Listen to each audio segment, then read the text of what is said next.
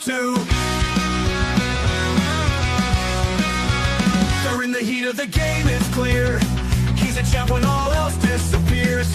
Rally the team with a wink and a cheer. He's the leader that everyone fears. Quickly, it's a real heater. Once my friend, he's a locker room leader. In the chaos, he's the center, turning us into believers.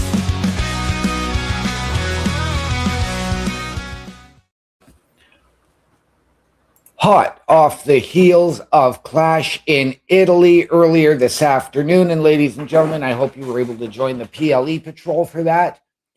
We are here. It is the Locker Room Breakdown. It is the Rasslin Recap. A look back at the week that has been in WWE. Mixed reviews, I know, on the PLE this afternoon. I personally thought it wasn't stellar, but it was still a very, very solid show, and it still beat night one of WrestleMania. But how did we get to Clash in Italy? Ladies and gentlemen, we had a lot of go-rounds between Raw and SmackDown, and it set up what happened earlier today. And ladies and gentlemen, did the landscape truly shift that much, or is it just the waiting game? I'm going to be honest with you. I think it's the waiting game. I think it's the long game. I think we have to really now start building to SummerSlam. But before that, we do have Night of Champions coming up at the end of June and the King and Queen of the Ring. But I digress, ladies and gentlemen. Let's head back to last Monday night and kick off the week with everything that happened. We opened the show with Paul Heyman, who had a video from Brock Lesnar, who stated that he was humbled by Obafemi at WrestleMania, but vowed for vengeance, and more vengeance than Oba could ever imagine. And we will get into that a little bit later on. Paul Heyman claimed Obafemi awoke somebody new. He reawoke the beast inside Brock Lesnar, ladies and gentlemen. Just like Finn Balor had the demon awoke at WrestleMania, this is what we got. However, we are then interrupted by Obafemi, who came out,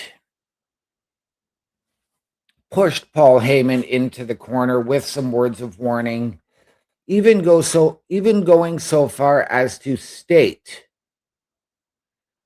that at Clash in Italy, Oba was looking to kill Brock Lesnar. He then put the contract on Paul Heyman's chest before signing it and walking away. Oba did not strike his signature pose because you didn't know if Brock Lesnar was actually in the building or going to attack. Oba looking over his shoulder. I thought this added a nice, subtle touch to all of it. So, depending on the outcome of Brock Lesnar and Obafemi, where do we go from here?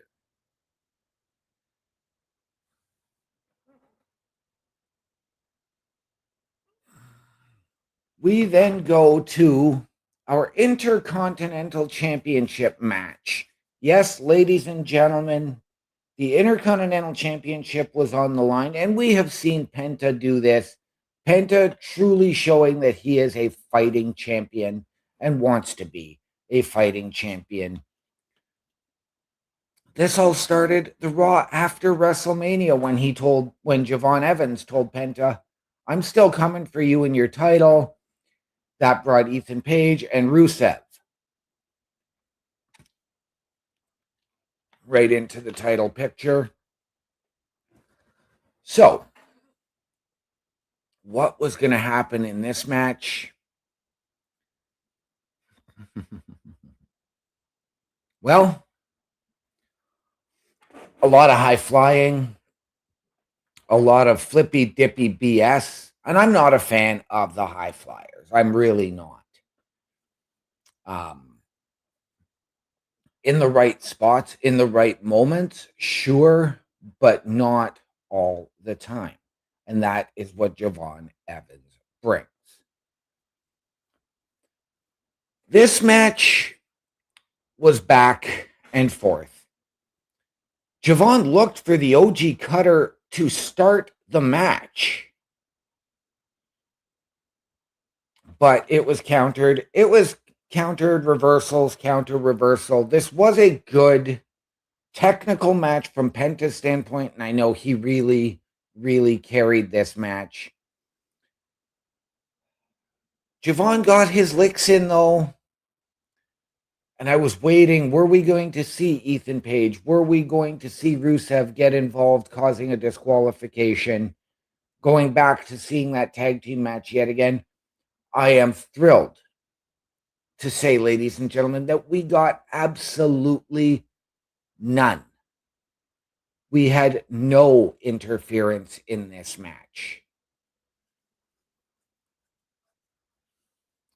Even though Javon Evans did hit the OG cutter, at a point he was only able to get a 2 count.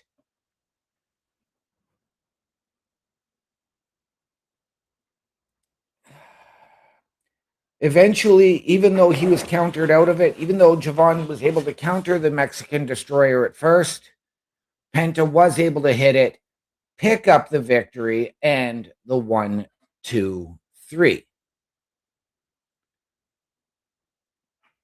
Penta went to shake Javon Evans' hand, and Javon pulled it away, shrugged him off, and walked away frustrated. We would see them come together a little later in a backstage segment. Is this the point where Javon Evans maybe would have turned had the New Day still been there, and with Kofi was trying to recruit him before their exit?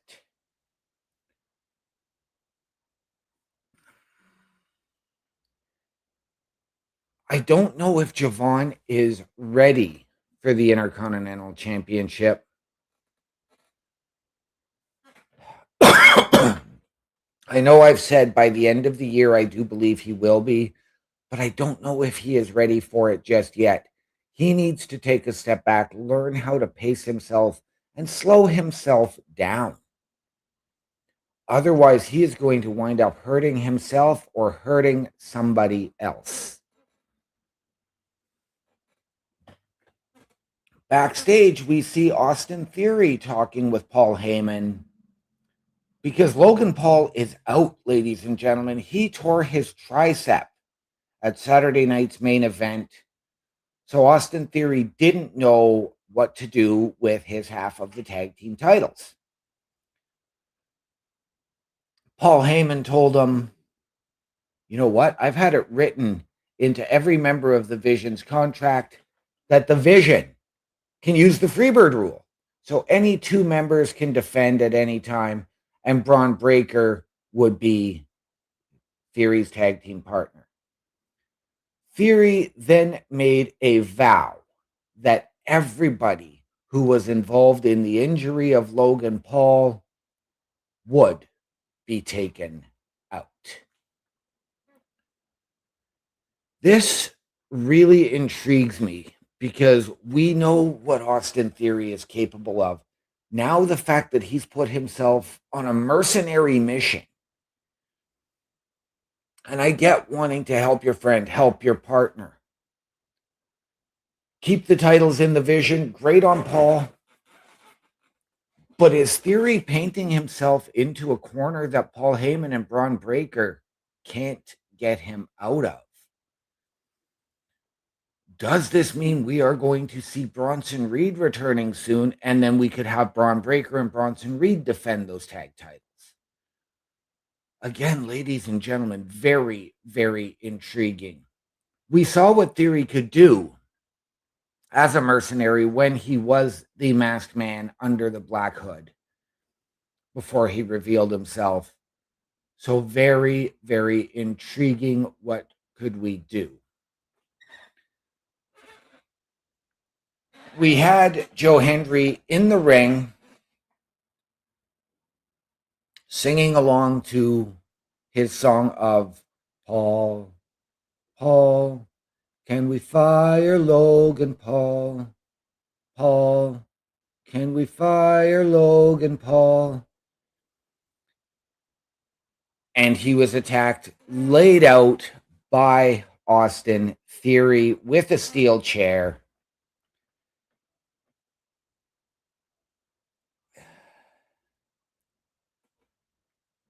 And then gets Hendry tied up in the ropes and hits him again with a chair shot to the head as he was caught up.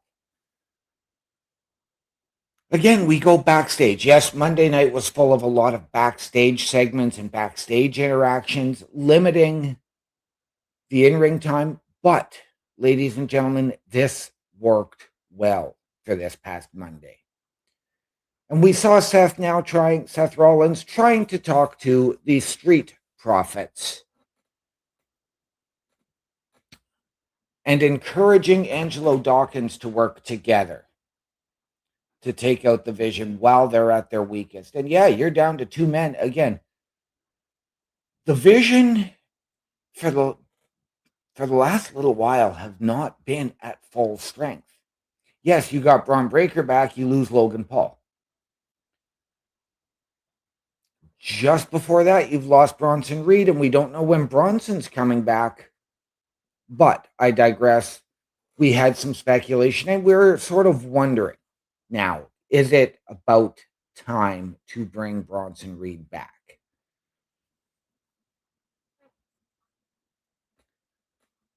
As Seth Rollins is talking to Angelo Dawkins, who was open to the idea, Montez Ford interrupts. And this ended up getting made into a match for Monday Night Raw. Very, very intriguing because we know that both of those men could have been just as involved in the injury to Logan Paul. Would Theory come out, make his presence felt? We'll find out. But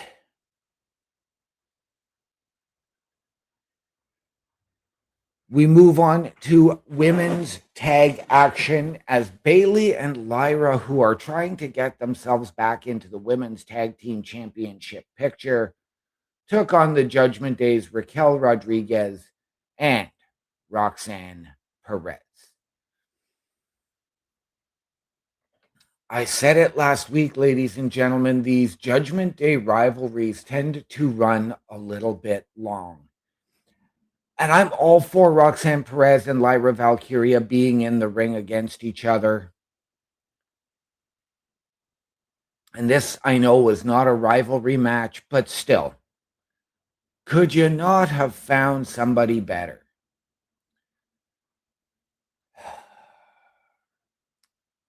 Where do we go from here, ladies and gentlemen? I mean, Bayley and Lyra were involved, have been involved since the inception of the Judgment Day, essentially. And I just don't need it anymore.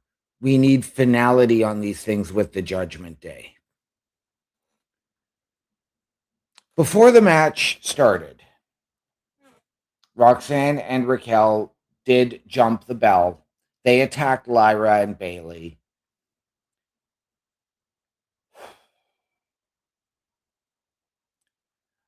Who were able to turn things around momentarily.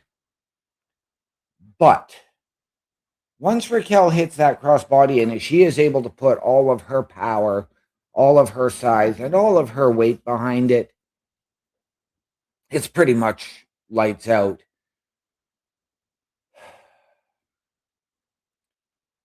And we got the control from the Judgment Day. as they dominated. They controlled, they dominated, they owned Lyra Valkyria. She was essentially their bitch in the ring.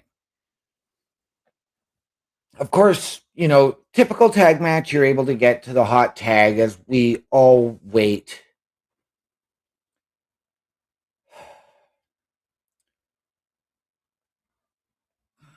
Liv Morgan, of course, at ringside with her girls in the Judgment Day, but she got ejected. Dom attempted to interfere, and he should have been worrying about his buddy JD. He tried to slide the Intercontinental Championship into the ring to Roxanne Perez.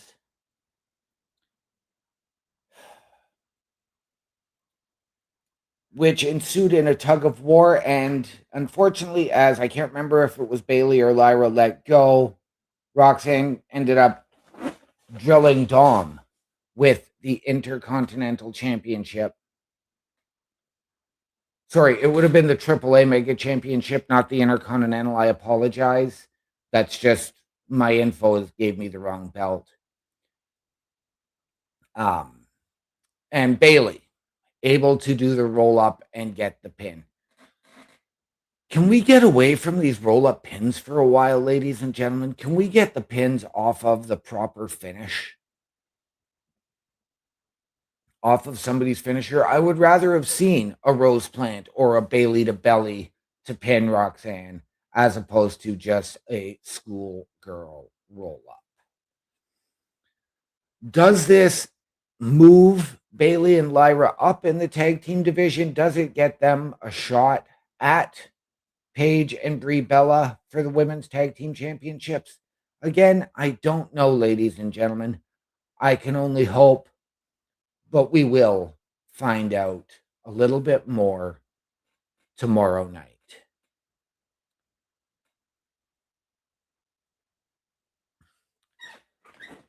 Up next, we hear from a man who we haven't heard from since WrestleMania. That's right, ladies and gentlemen. L.A. Knight. Yeah. He came out and addressed the start of the King and Queen of the Ring tournaments, which will begin tomorrow night.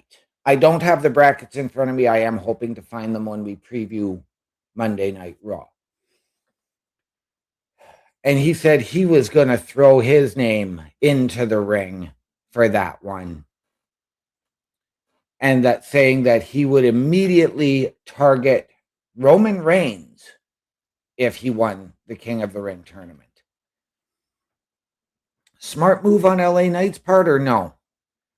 Would he be better to win the King of the Ring and potentially go and challenge Cody? But LA Knight to win the King of the Ring, could this be that breakthrough moment for him? The one that we have all been waiting on. And if you look at it from a medieval point, you have King Knight. So he is not afraid to go to war with anybody. And although he was born and raised in Maryland, we all know that he lives in L.A. So, of course, you have the L.A. King tie-in. But by saying that he was going to target Roman Reigns, where does that leave him with Jimmy and Jey Uso? Well, Jimmy answered that. And he said, you're lucky Jay's not here. You're lucky the Yeet Man's not here tonight. But he said he has a lot of respect for LA Knight and claimed that if he wins the King of the Ring, he will get a fair one-on-one match with Roman Reigns.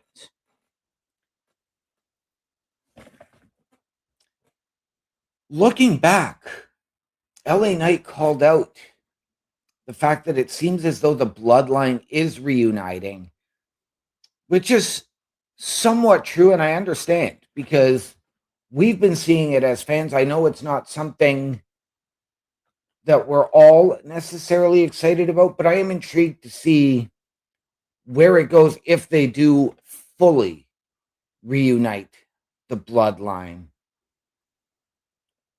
But LA Knight suggested that once again, Jimmy is becoming the tribal chief's errand boy. Again, very valid point. Jimmy then said, well, you want to make our business yours? Then let's do it. LA Knight scoffed and said, you know what? I will put your family business out of business if you're not careful.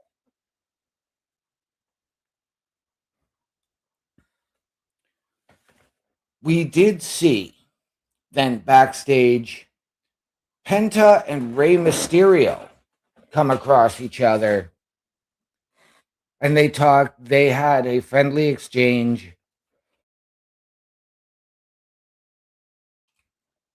with Penta offering Rey a chance at the Intercontinental Championship. Rusev took exception to this and asked Adam Pearce to make a match between him and Rey last Monday. Ladies and gentlemen, we will continue on with the review or the review of Monday Night Raw here in just a moment, but we can use your help. A Turnbuckle affiliation program is looking for more people. If you have passion level for pro wrestling, sports, video games, or something else, then Turnbuckle Studios is the place to be. If you have ever wanted to pursue content creation and want to join our team, then we would love to have you. Check out turnbucklestudios.org or contact us by email today because your future is now, and we want you to tap in.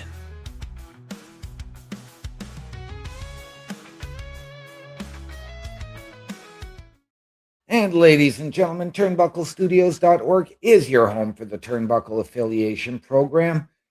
If you have ever wanted your break in podcasting, content creation, or to help us out behind the scenes, hit the join button. Email us your credentials. Tell us how you believe you can help us, how you feel we can help you, and we will sit down as a collective and find the right fit.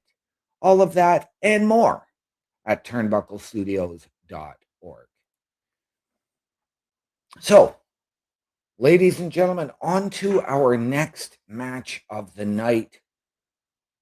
Montez Ford and Seth Rollins in what was an instant classic. You're welcome, Christian Cage. I gave you the shout out. That's right. An instant classic. Both of these men have tag team specialists. Both of these men can absolutely deliver in the singles. This was a result of earlier in the night when we had that confrontation and Montez Ford said, no, I'm not going to do it. Or I'm not going to team with you. Neither man able to get a consistent upper hand. This match was back and forth. This was technical. This was high flying. This was your match of the night. They countered. They reversed. You name it, they did it. After a pedigree, Rollins begged Ford, saying, you know what? Let's not do this, man. Let's join forces. Let's align. We can do this together. After that, we can go our separate ways. And Montez Ford just slapped him in the mouth.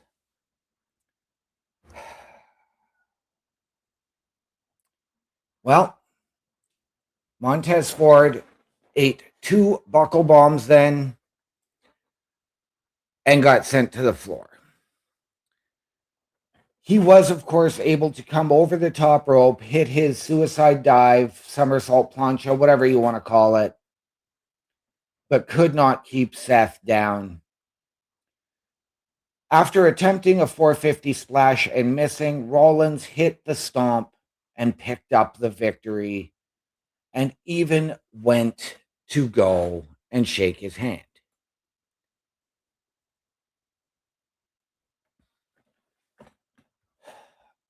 But we did get our Austin Theory appearance because Angelo Dawkins was in there as well. Anthony, thank you. Good to see you. Much appreciated. Glad you're here. I am doing very well. I'm just talking Monday Night Raw from last week, and we're going to preview tomorrow night in just a little while. Theory, again, with that chair, continuing on his mercenary mission, able to lay Angelo Dawkins out and even using a concerto on the floor.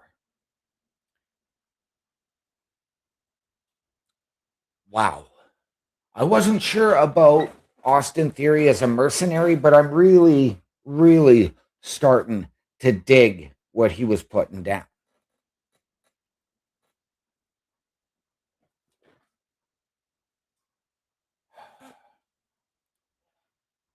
Backstage, we see Montez Ford talking with Adam Pearce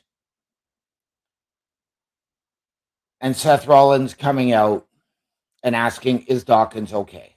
Is he good? And Montez Ford looked at him and said, you know what? You're right. We got to work together. So, was that match a one-off for the greater good? Or do we see the Street Profits potentially turn on Seth Rollins? It's going to be very, very intriguing for sure. We don't even know what's going to play out here tomorrow night, but we did see both men go into the trainer's room to check on Angelo Dawkins. Now we move on to the Bulgarian Brute versus the biggest little man in WWE, Rey Mysterio Jr. We did have Ethan Page on commentary for this match. And again, I was worried, are we going to see the usual, somebody get thrown into him? Are we going to have the interference? Is this just what it's going to be? We got none of that, ladies and gentlemen. Again, the lack of interference, I am digging it. Rusev able to, of course, control the action using his size, his speed, his power, and his agility. The winner, of course, was going to get an Intercontinental Championship match tomorrow night on Monday Night Raw.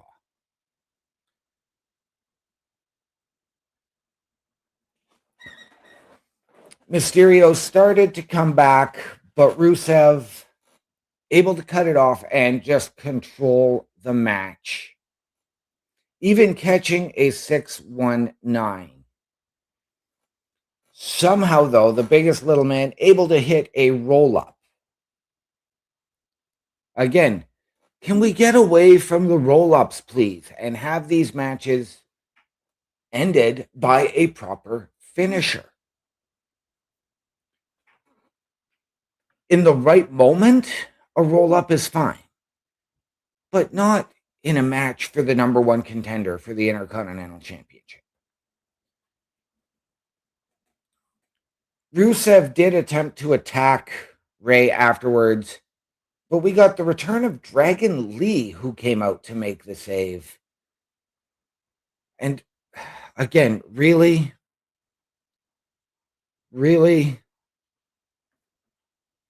Rey Mysterio is your AAA general manager. He is a Hall of Famer, and he has done this. Why does he need everybody else coming out to save him and fight his battles?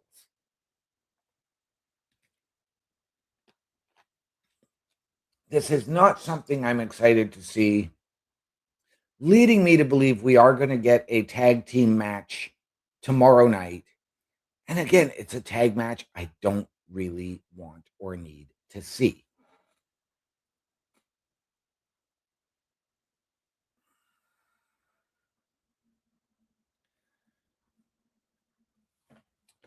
And lastly, to finish off Raw, We had a contract signing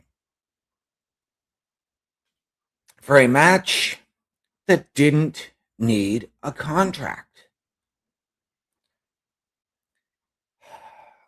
Make it make sense, people. Please make it make sense. Tribal Combat, Roman Reigns and Jacob Fatu does not need a contract. The last time we'd seen Tribal Combat, Jey Uso versus Roman, and Jey said, I don't need a contract. This is Tribal Combat. So, what in the hell are we doing?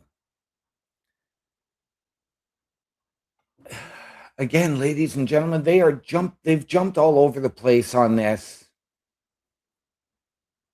Jacob, of course, came out first, and before he even took the mic, he signed the contract. And then proceeded to toss the chairs and the table before Roman Reigns even made his entrance.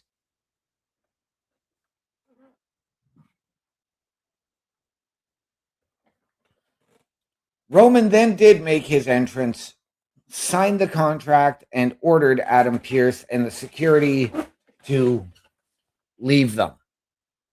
Because in Tribal Combat before this, there is no physicality, there is no contract.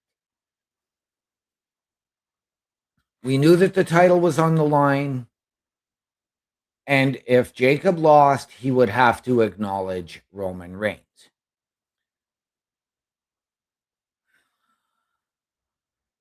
Fatu admitted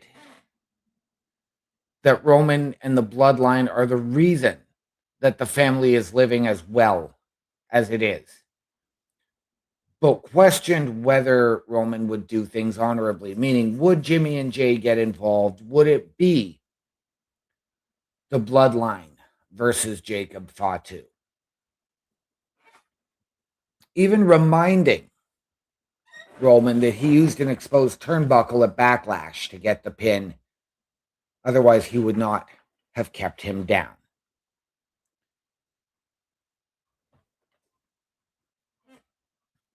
Reigns said, I will acknowledge you if you beat me, but when I win, you will serve me. And then they shook hands, forehead to forehead, the sign of respect. This, ladies and gentlemen, after all of the physicality that has gone on since Backlash with these two men, and this is how it ends?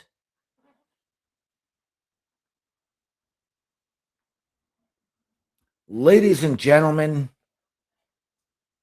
that was Monday Night Raw last week. Coming up tomorrow night, we'll find out here in just a few minutes. But first, take a look at our shop. The Turnbuckle Studios store is open for you 24 hours a day, 7 days a week. Get the merch and represent the best from the shows you watch on a weekly basis. Multiple styles to choose from with over 10 products available. Don't get left out and pick up all your favorites today. Find us at turnbucklestudios.org. And ladies and gentlemen, once again, turnbucklestudios.org is your home for the Turnbuckle Affiliation Program. And while you're there, please check out our shop powered by Redbubble. So it is 100% safe and secure. Support your favorite shows and your favorite podcasters. Wear what we wear. And ladies and gentlemen, all of those proceeds come back into our studios to bring you a better experience. While you're there, tag us. Take a picture of what you bought. Tag us in a picture. Send it to us, and we will give you a shout out live on air. All of that and more at turnbucklestudios.org. Tomorrow, ladies and gentlemen, Monday Night Raw comes to us at 2 p.m. Eastern from the Napoli Arena in Turin, Italy.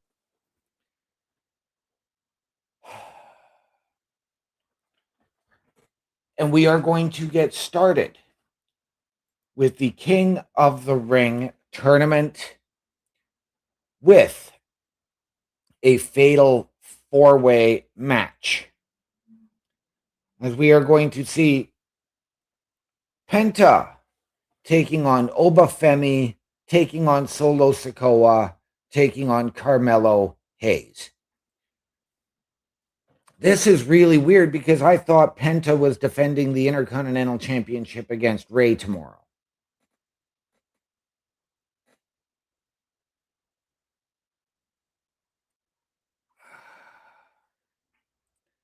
But I don't know, ladies and gentlemen, unless Penta is going to pull double duty or they're going to replace Penta in that match. Where do I put this match? I don't know. I am going to go with a bit of a surprise, though. I'm not going to put Obafemi in to win. I think Oba is going to be somewhere on the outside when the pin takes place. Ladies and gentlemen, for my money, you've already made them the faction to beat on SmackDown. Give me Solo Sikoa to pick up the victory here tomorrow night. As well, we are going to hear from Roman Reigns. What is he going to have to say? Will Jacob Fatu acknowledge him, or does Jacob move back to SmackDown? We're going to hear from Jimmy and Jey Uso. I'm sure we're going to hear from the entire bloodline as a collective. We're going to hear from Seth Rollins. What does he have to say? What does Montez Ford have to say? Do we see them team up to take on Braun Breaker and Austin Theory tomorrow? I don't know. I'm sure we're going to hear from The Vision as well. Coming off of Clash in Italy, we will hear from our Women's Intercontinental Champion, whether it was Becky Lynch or Sol Ruca, which we will cover in just a little while. I'm sure we're going to hear from our Women's Tag Team Champions as well. Are we going to see that match of them versus Bayley and Lyra? Let it be so that they can actually get their title shot. What do we hear from the Judgment Day? What do we have in store in the Women's Queen of the Ring tournament? Ladies and gentlemen, all of this and more to be announced. Plus, to my understanding, we will see the return to Monday Night Raw of Chad Gable. Yes, ladies and gentlemen, Chad Gable to return to Raw apparently tomorrow. I don't know. We will have to wait and see. But ladies and gentlemen, we do ask that you tune in tomorrow night at 8 p.m. for the Raw Patrol right here at Turnbuckle Studios. Speaking of the Raw Patrol, ladies and gentlemen, you can check that out along with all of our other programming for you here throughout the week at turnbucklestudios.org. Turnbuckle Studios and the Turnbuckle Affiliation Program bring you the week of streams. All times are in Eastern Time. Monday night, we are on call as the Raw Patrol is on duty at 8 p.m. Tuesday brings you the flagship show, Turnbuckle Talk, at 8:05 p.m. Wednesday, we play games with the PlayStation Showcase at 8 p.m. Thursdays, let us power your dreams with the Xbox Showcase at 9 p.m. Friday, we invite you to come for a ride with the SmackDown Security Detail at 8 p.m. The weekend brings you Saturday Night Gaming at 8 p.m. On Sunday, be sure to catch the Chris Parrish podcast at 12:15 p.m. And later in the day, the Locker Room presents Rasslin Recap Delivers at 7 p.m. Always be aware that weekend shows can vary in times as The PLE Patrol and other watch party streams are always a must-see. Be part of the shows and join the chat every day and watch all of the latest episodes on turnbucklestudios.org/shows. And please do not forget to drop a like, follow, and to subscribe to all of our channels, and when the time is right, all you have to do is tap in. And ladies and gentlemen, once again, turnbucklestudios.org is your home for the Turnbuckle Affiliation Program. And there you have it, all of our weekly programming, including our special events. And what better way to get acclimated when you join than by checking out the host section at turnbucklestudios.org, where you can meet myself, Chris Best, Chris Parrish, Bubba Duke, Logan Thompson, and the Godfather, Carl Carafel. Click on our individual links to get all of our socials and watch our latest weekly live episodic programming. All of that and more at turnbucklestudios.org. Ladies and gentlemen, on to SmackDown. And how would that shape Clash in Italy?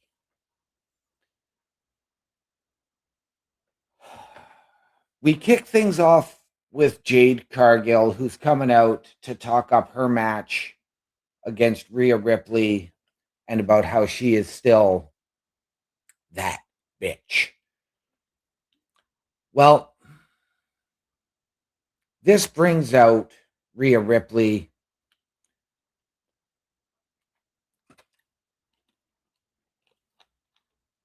Oh.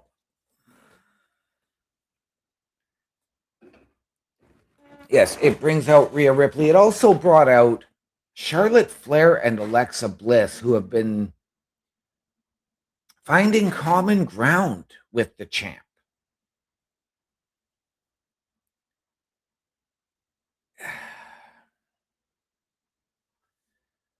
So Nick Aldis booked us a match right off the hop with Alexa Bliss. 5 Feet of Fury taking on Jade Cargill.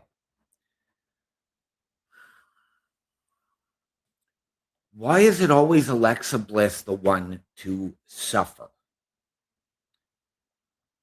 She is far too talented, far too good to have to suffer like this. Can we go back and please, once again, get the goddess, Alexa Bliss? Because that is where she seems to be having success.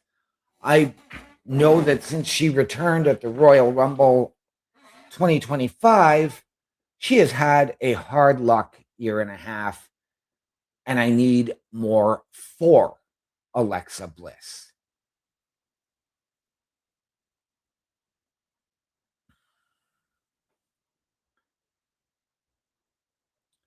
So, really no surprise here that Jade won and really dominated the match, using her power to stop Alexa from building any momentum.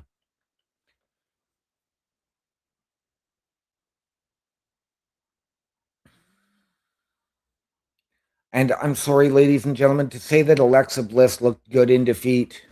No, because again, she is not getting the credibility. She is not getting what she deserves. She is Alexa Bliss, and we need her successful. It would add that element. So yes, can we please get the goddess Alexa Bliss back? Jade did win by picking up or hitting Jaded on her, getting the pin, and then still proceeded to hit another one on Alexa Bliss on a steel chair. Not really needed. The only thing that really stood out to me in this match was that Jade came out with blonde hair instead of her usual silver hair, but it didn't do anything. It wasn't an effect on the match. It was just an appearance effect, so to speak. As we continue on, ladies and gentlemen, the most must-see superstar in the WWE, The Miz, took on Axiom. He tried to get out of the match by saying that Kit Wilson's not here and he needs to be here to see this up close. He needs to watch what I do. Axiom was returning home to Spain. However, before we get to the match, we saw a backstage confrontation with Cody Rhodes and Sami Zayn, and Sami wanting an apology for Rhodes hitting him with the crossroads after he helped take care of Gunther. Cody saying, dude, it's a match. It's fair game. Cody can win off of his finisher. Why can't anybody else?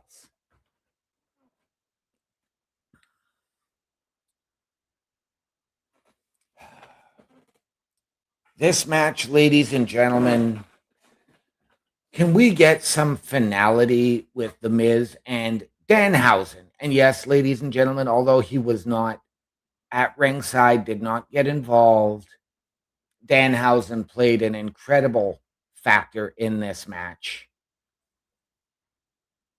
Lights flickering in the arena.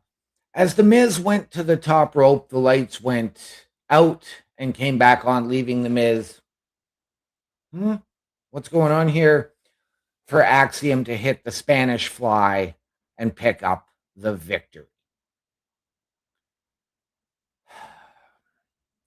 Can we get the finality on The Miz and Danhausen, please? Please, I beg of you, WWE. I love both, but this is now just going too far and too long. Now, because Danhausen's equipment was held up at customs, Nick Aldis had told him he wanted him to appear in front of the crowd like he was paid for. Danhausen ran off and started building something. And the commentary even claimed that Kit Wilson was detained at customs for traveling with too much moisturizer. You can never have too much moisturizer, ladies and gentlemen. It gives your skin that healthy glow.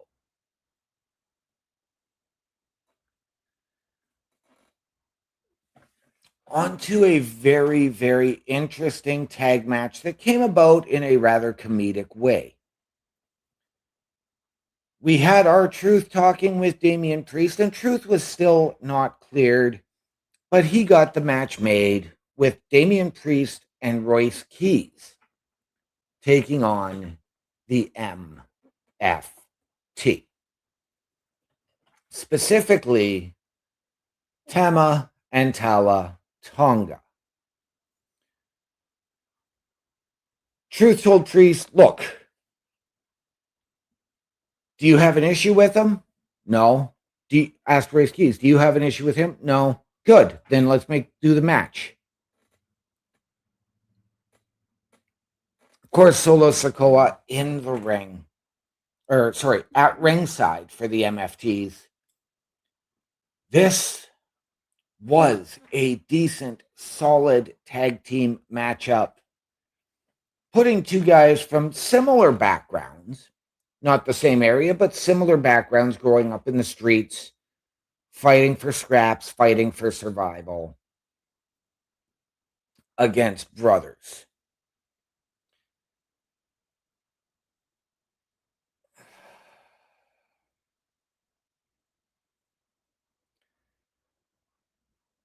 Who would have the edge? Would it be the background versus the brothers? In the end, ladies and gentlemen, this was, like I said, a solid match. It was decent, but it's something we have seen all too often. Royce Keys was actually the guy taking the beatdown instead of Damian Priest, who was the guy who received the hot tag, and I think that it should have been the other way around.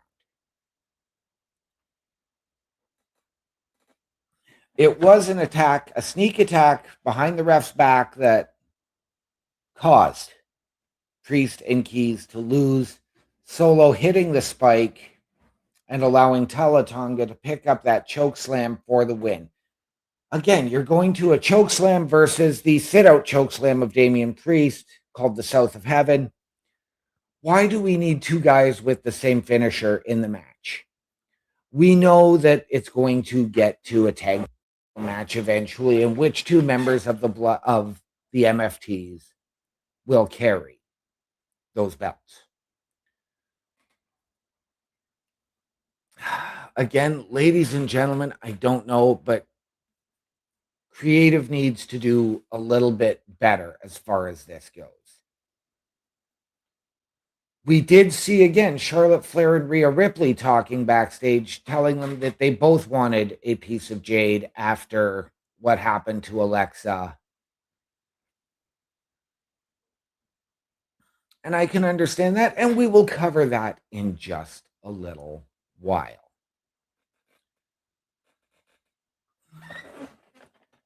Again, backstage, yes, ladies and gentlemen, this week, I mentioned it on Raw, SmackDown was heavy backstage. We saw Sami Zayn talking to a lethargic Johnny Gargano. Again, why? Sammy, if you want him for your partner, wake him up already. Even if it means you have to haluva kick him in the back, wake him up, get him out there. But Matt Cardona came and interrupted that conversation, which led to a verbal altercation with them yelling. Matt Cardona even going so far as to say, yes, we are friends, but that doesn't give you the right to act like a whiny, you know what, never mind. Which led to a match. Sami Zayn and Matt Cardona. This was a great, great match. We need something more from both of these men. Cardona even acknowledged it, saying, you know what, I've been back for 5 months and things haven't gone my way.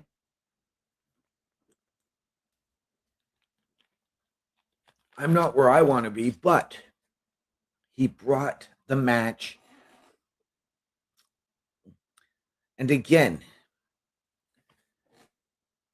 this was back and forth, with Cardona even hitting, as it's now known, radio silence, formerly known as the Rough Rider, but Sammy able to kick out and pick up the victory off of the haluva kick. Why is it on SmackDown they're allowed to win with their finisher as opposed to a roll-up? Make it make sense between Raw and SmackDown.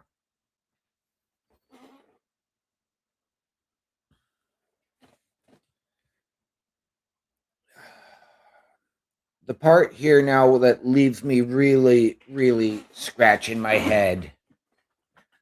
Tiffany Stratton and Chelsea Green.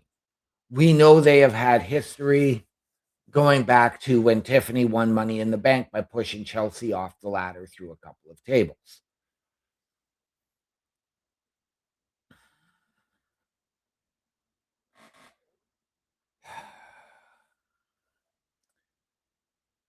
But we'll get to that again a little bit later. To what, again, should have been the match of the night. And something just didn't live up. Carmelo Hayes versus Ricky Saints in a rematch from 2 weeks ago, where Ricky tried to steal the victory with his foot on the ropes and Melo did it with his feet on the ropes. This started with a Trick Williams promo and Trick saying, yeah, I'm putting my hat into the King of the Ring, because who better than the man with the yellow pepper steppers? Or the lemon pepper steppers. Sorry, not the yellow.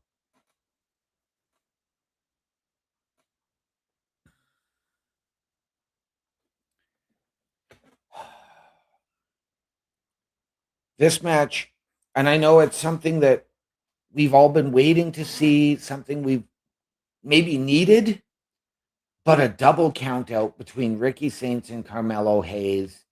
As long as we don't go to the best of 7, I'm okay with this victory. With this match, but both men getting the double count out. So no winner, no loser.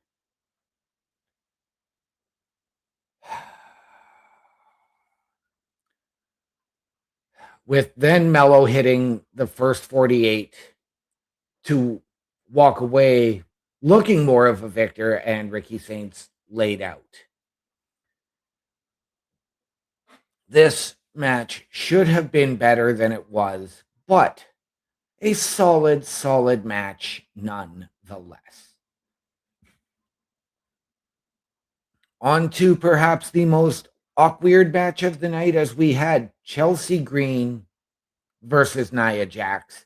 And this match came about as a result of the previous week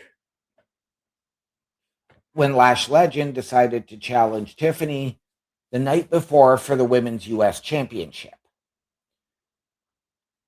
And Chelsea pushed Nia into the ring post, causing a distraction and allowing Tiffy to pick up the victory. Again, ladies and gentlemen, I love Chelsea. I'm a big fan of Nia now. She has grown so much as a competitor and as an entertainer. This was Chelsea trying to recruit Tiffy to come out into her corner, but Tiff wasn't interested. And I wonder, are we building to a Chelsea Green versus Tiffany for the US Championship match, or what? However, a little later on, Tiffy ran into Nash and Laya, and did it flip the script? Well, for her first match in 4 months, Chelsea looked good. She was returning to the ring for the first time since February due to an ankle injury and then heart surgery.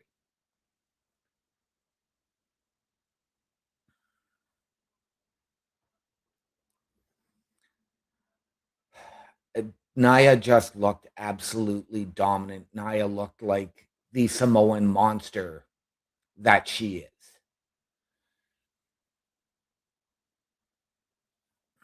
However,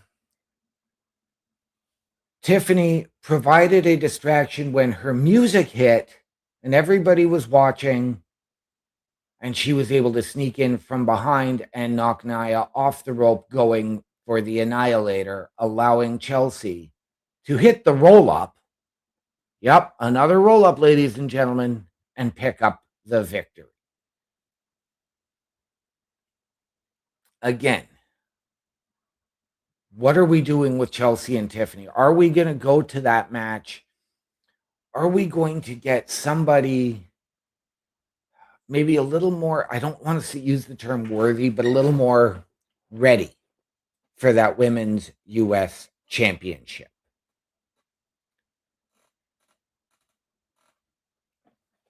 And then we hear in the final segment from Cody and Gunther ahead of their championship match this afternoon at Clash in Italy.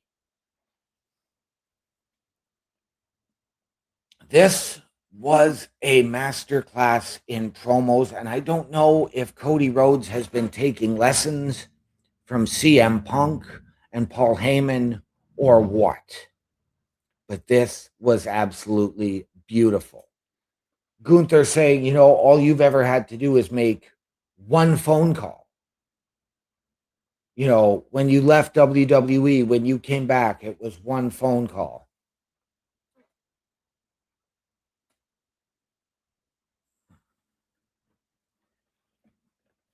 Cody called Gunther a liar, saying, yeah, you've built yourself into this, dropping from the 330-pound guy you were to the shape you're in now.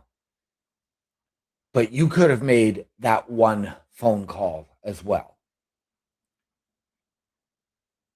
This was very, very intriguing, and what would happen at Clash in Italy. Again, ladies and gentlemen, we are going to break down what happened earlier today at Clash in Italy. But once again, I want you to take a look at both our Help Wanted and our shop ads. A Turnbuckle affiliation program is looking for more people. If you have passion level for pro wrestling, sports, video games, or something else, then Turnbuckle Studios is the place to be.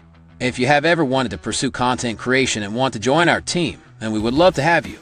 Check out turnbucklestudios.org or contact us by email today because your future is now, and we want you to tap in.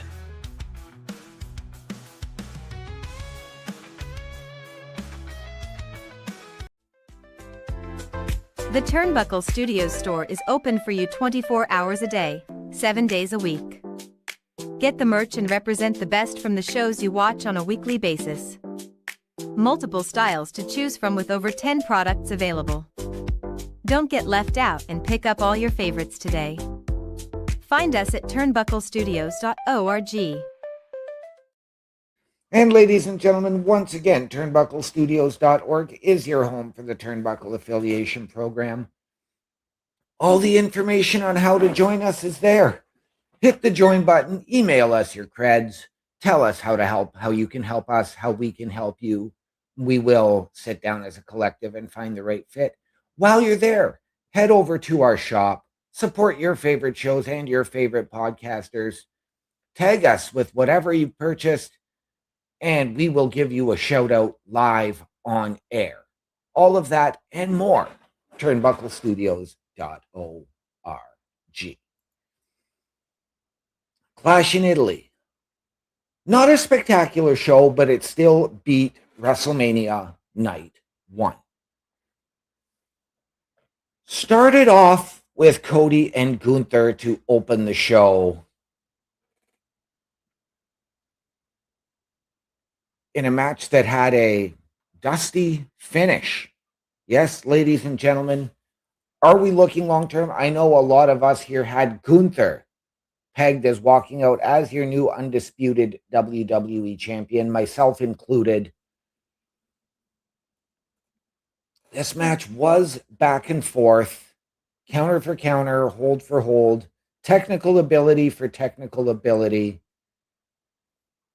It was the Cody Cutter followed by a crossroads, but Gunther's foot was under the rope and the ref was not in position.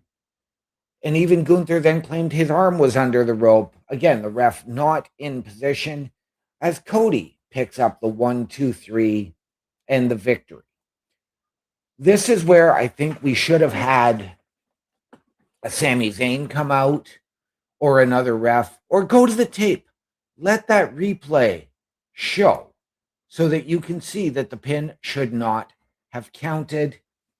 This was perhaps the worst call on the night and the worst decision.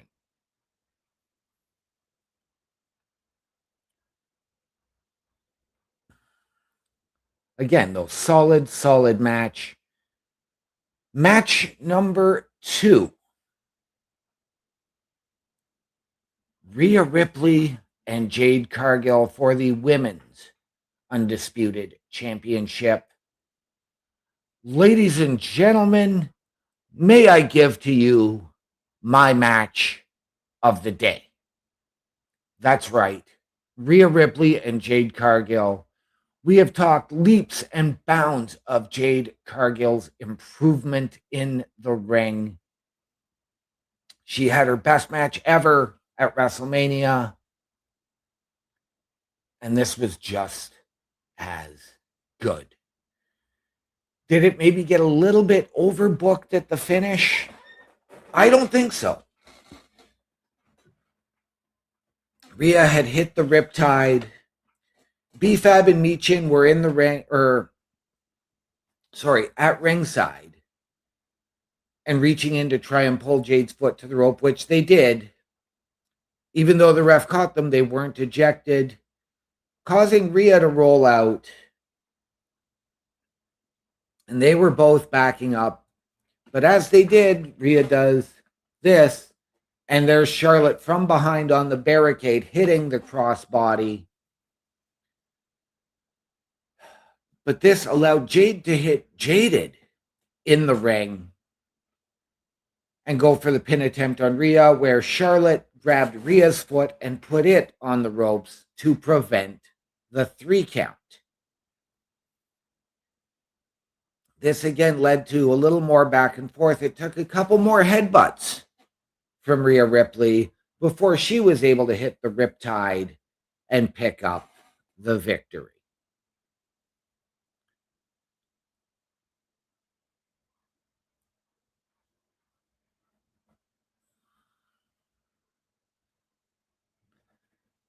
This, ladies and gentlemen, like I said, was probably the match of the night.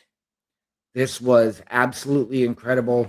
Jade Cargill, continue doing what you're doing, my dear, because you're starting to really, really kill it and keep showing us why you are that bitch. But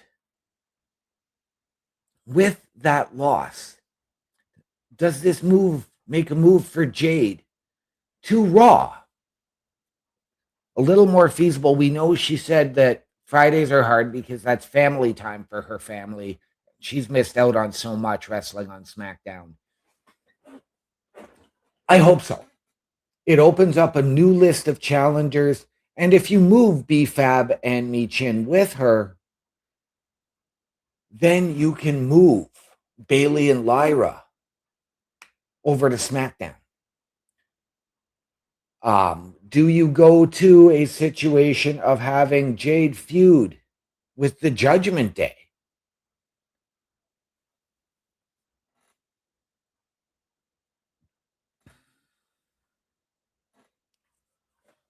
And are we going to build to a Charlotte versus Jade at some point? You'd have to think so. And I guess we will find out. Because I forgot to preview SmackDown, so we were going to have to do that right after this. Third match of the night, the shortest match of the night, but still, ladies and gentlemen, this was big, meaty men slapping meat. Brock Lesnar and Oba Femi. This match started off quick. Brock Lesnar hitting 3 F5s right out of the gate, and Oba able to kick out. This then proceeded to a little bit of, Brock went for the Kimura lock, and Oba was able to power out of that and even slam Brock Lesnar. The match spilled to the outside,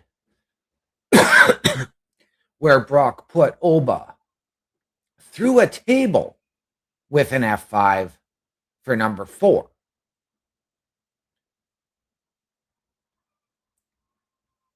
And at the count of 8, Oba just stood up.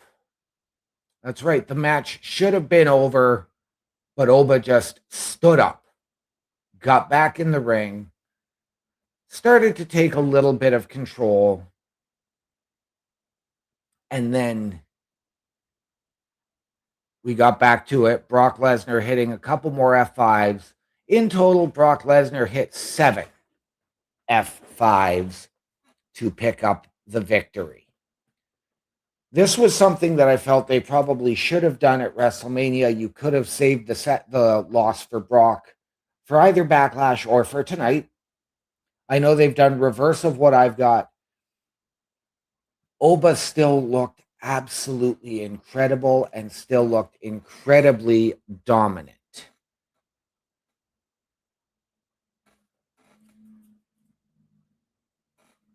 So, what's next for Oba Femi? We know he's going to be in the King of the Ring tournament tomorrow. From there, we have to see what happens.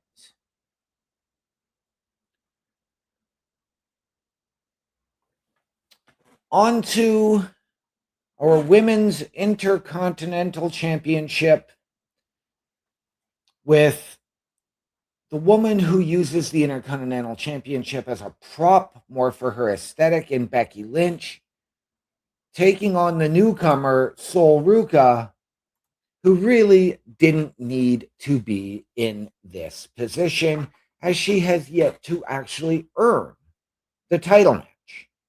She was given the title match because of Becky Lynch pulling the ref into the path of the Soul Snatcher last Saturday at Saturday night's main event. Sol Ruca hasn't done anything. She won one match via a DQ, but she hasn't done anything to truly earn the title match. Now, this was a back and forth match, and there were counters there. It was a good, solid Intercontinental Championship match. Was it the best match I've seen for that title? No, because it was an Elvira Valkyria Intercontinental Championship match.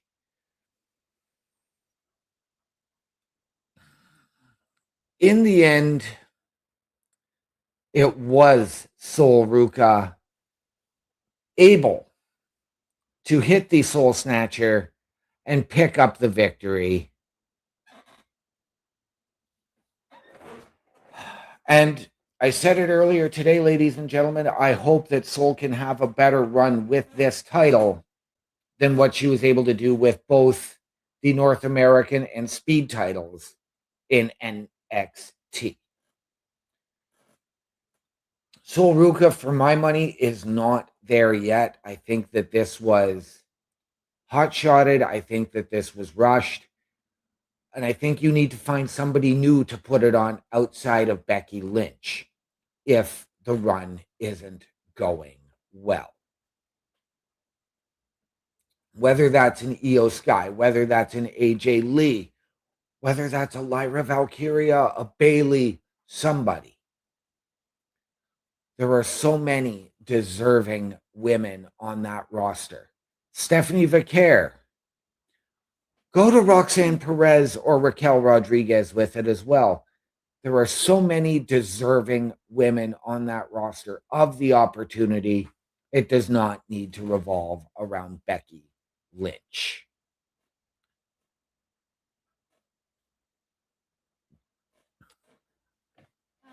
Our main event of the afternoon, Tribal Combat, Roman Reigns and Jacob Fatu.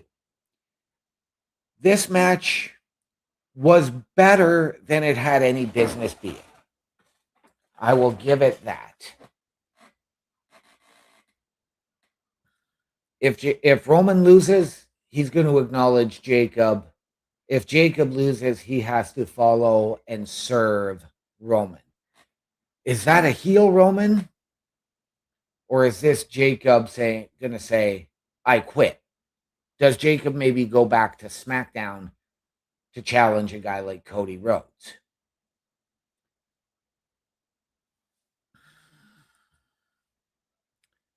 I was waiting for the bell jump on Jacob Fatu's part, which we did not get.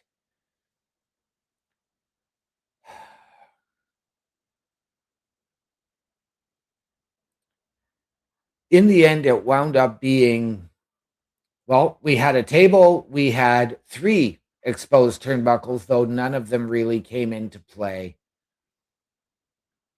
We had Jacob hit the moonsault. We had Roman hit countless Superman punches, knock Jacob down with stairs, even short arm clothesline him in the corner and wake Jacob up. And Jacob fought back. Both men were just as dominant, beating the hell out of each other. But in the end, Roman picked up the victory. And I said, if we get that, we need the finality out of this. And I hope that that is what we are going to actually get.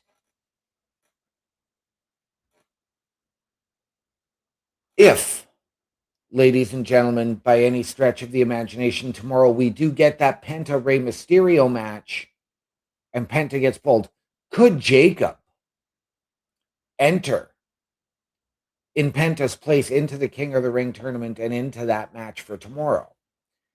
Then you've got Jacob, Solo, Oba, and Mello. In which case, you still give me Solo to win. But I think it makes it a lot more intriguing.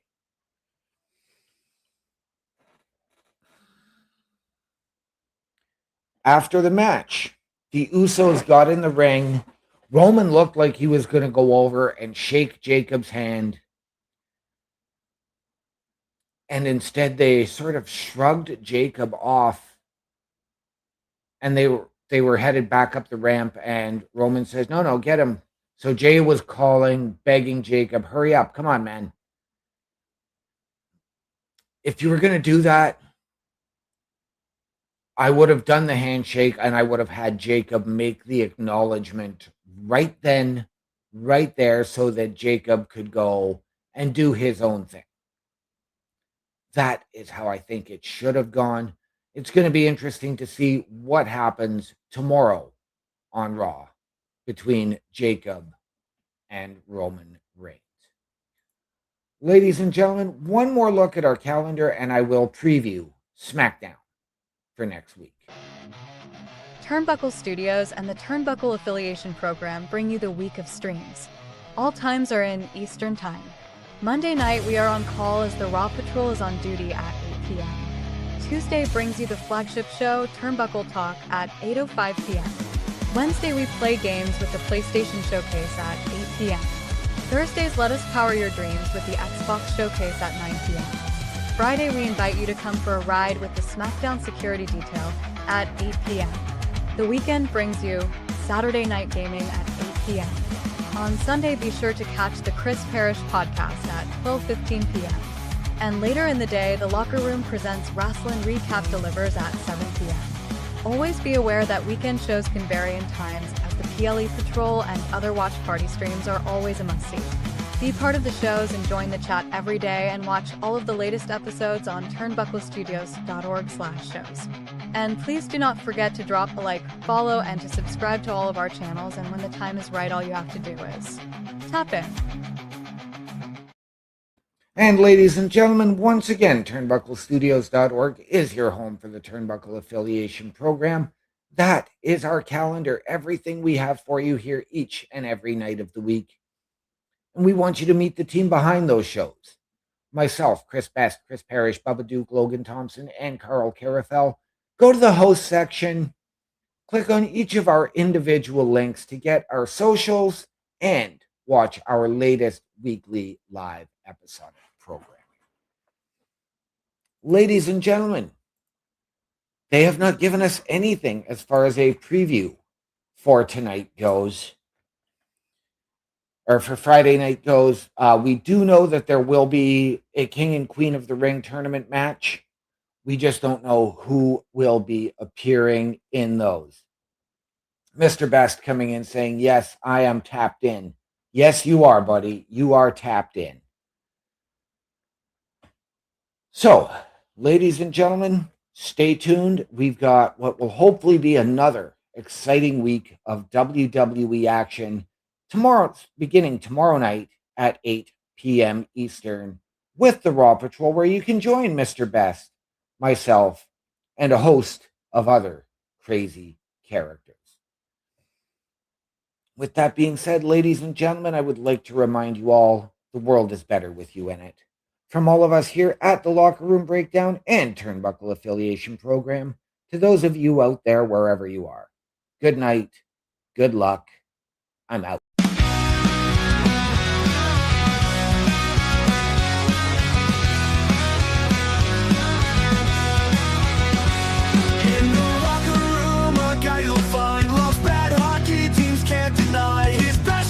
Just a hand so true, loyal until his turn goes number 2. During the heat of the game, it's clear he's a champ when all else disappears. Rally the team with a week and a cheer.